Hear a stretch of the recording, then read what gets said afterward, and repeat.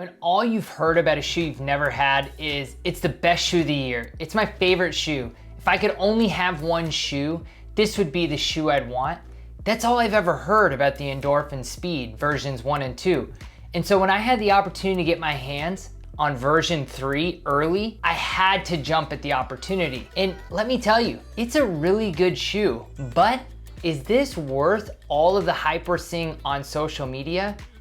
I don't know. I may be in the minority here, but potentially not worth the amount of hype that we're hearing all over social media about it. And this is coming from a guy who absolutely loves his over 1 dozen Saucony shoes he's owned in his running career. In order to give the Endorphin 3 a fair evaluation, I wanted to put it through its paces. I did easy runs, I did 1K repeats, I did a long run with 7 miles at progression down to my marathon pace sub 6 minutes. And so I really put this thing through the test to be able to give it a real honest feedback, as there's a lot of hype around it, but is it really that great?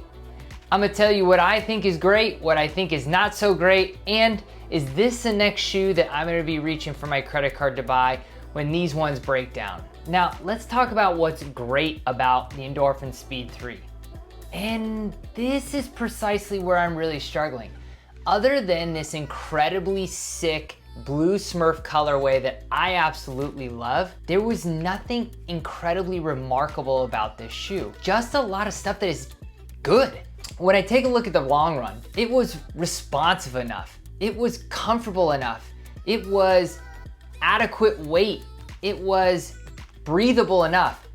But it wasn't something that like jumped out to me like all the videos and write-ups and reviews were talking about its predecessors, and that I'm hearing about this shoe, for that matter, for those that have been able to get it early. On the intervals, you know, it was snappy enough. It didn't have like that wow factor that I was anticipating from a shoe that everyone talks about so highly.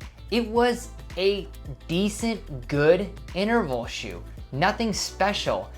And so that's where I'm really struggling. And then obviously on the easy runs, I mean, it was really comfortable. And you know, actually it reminded me of those really soft mid-soled long run shoes that are for easy days that I really, really enjoyed. And I think this shoe for my feet, where it shined the most was actually in the easy run. That's where I'm really struggling with a shoe that's got, one, the name Endorphin Speed, and where two, people are talking about it being a tweener shoe that you can do your intervals, you can do your long tempo runs and your easy day shoe in. It just kind of fell flat on my foot. And now I fully acknowledge this could be due to the hype of the shoe. So I was anticipating something that was gonna be so significantly fantastic. This just was a very good shoe. Nothing great about it. And so what does that do? That brings me to what's not so great. And just like the previous one, there's not anything that's super bummer or super bad about this shoe, except for one minor thing. As we go on to the things that are not so great, I wouldn't say any of these things are real deal breakers. There's one that all of us are gonna deal with as runners, and there's two that may just be because of me, the way I run, and my foot anatomy that potentially could be the problems.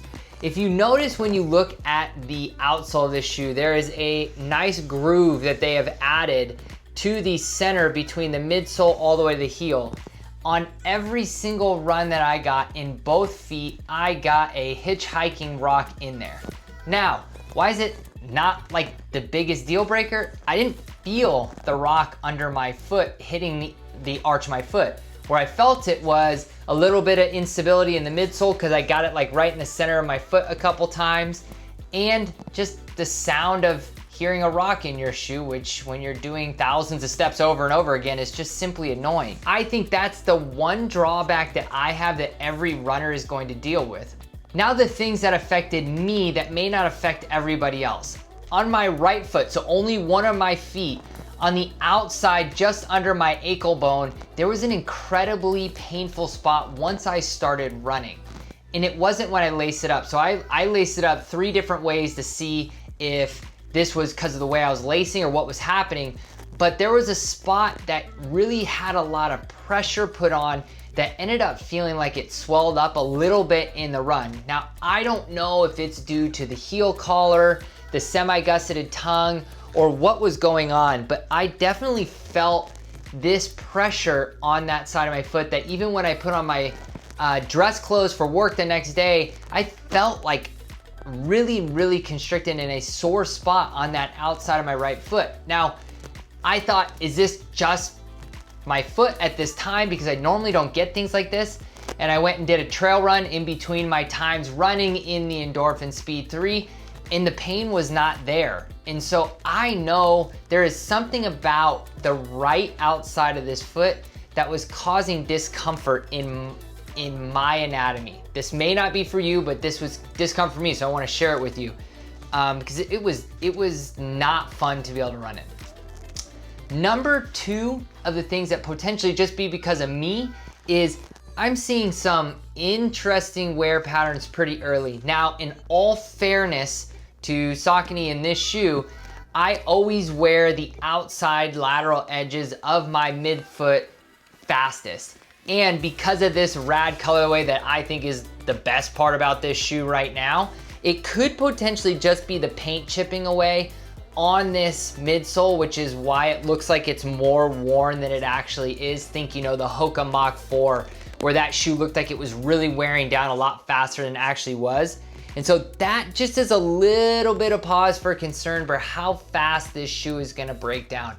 I will definitely be getting this shoe over 100 miles to give it a full transparent review after 100, 150 plus miles, which I'll get to in a week or two. But that is a little concerning when I look at the wear patterns on this. But that's really it. I mean, honestly, the hitchhikers, it's annoying, but it's not that big of a deal. The pain on the outside of my foot, that is a problem, and so I'm gonna be kind of trying to keep lacing it up a little bit differently, potentially change up my socks a little bit again. But again, there's nothing terrible about this shoe, which now, my final thoughts on this. With this shoe set to be released soon, is this the shoe I'm gonna reach for my credit card and get another one? I'm not sold yet. And the reason being, I just think it may be overhyped. Now, I will be putting this thing upwards of 200, 250 miles because I want to see, is it something that as I put more miles in, it just gets better? Maybe, but I'm not counting on it. And so, as of right now, I may be one of the only people that's not gonna be a fanboy to the Endorphin Speed 3.